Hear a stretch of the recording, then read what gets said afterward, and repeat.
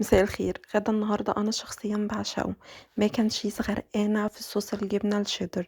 طعمها خطير وبجد قوامها وملمسها كان تحفة. يلا بينا نخش على المقادير على طول. في حلة على النار هسلق حوالي 400 جرام من المكرونة أو كيس من المكرونة، هسلقها 90%. الشكل اللي انتوا شايفينه ده عشان أنا مش عايزاها تتهري. بعد كده حلة حط فيها مكعبين من الزبدة، معلقتين من الدقيق، وحوالي كوبايتين من المية.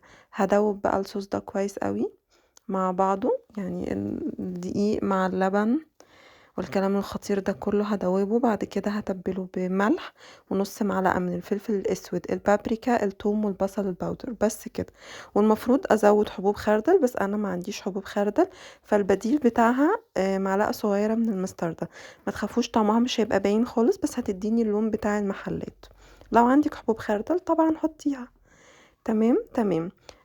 بعد بقى ايه ما ازود المستردة بتاعتي هنزل بكوباية من الجبنة الشيدر والجبنة الموتزاريلا، ولو عندك جبنة مثلثات برضو بتديها طعم كريمي وخطير.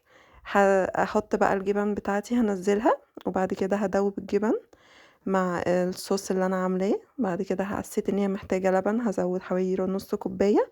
واخر حاجه بضيفها دايما ويا ريت تعتمدوا الطريقه دي، هي كريمه الطهي عشان تحافظوا على طعمها اطول مده ممكن.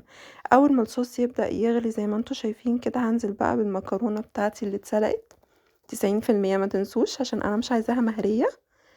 تمام. هقلبها بقى في صوص الجبنه الخطير ده واخليها تتشرب كويس قوي، ويا دوب تبدا تغلي غلوه واحده معايا. خلاص هي كده بقت جاهزة للأكل. ما تخلوهاش تغلي كتير على النار عشان ما تتهريش منكم. وخلاص بقت جاهزة معايا، بجد خطيرة أجمل من الشارع، وطعمها غني قوي وتحسوا كده ان انتوا بجد بتاكلوا جبنة شيدر يعني. هي مش مكلفة خالص، يعني انتي كلها هتحتاجين 100 جرام سوري جبنة شيدر. هتطلع معاكي بالشكل والقوام الخطير ده واللون التحفة ده، من غير بقى ألوان صناعية وحاجات كده ملهاش لازمة. اتمنى تجربوها، ما تنسوش الفولو واللايك. باي باي.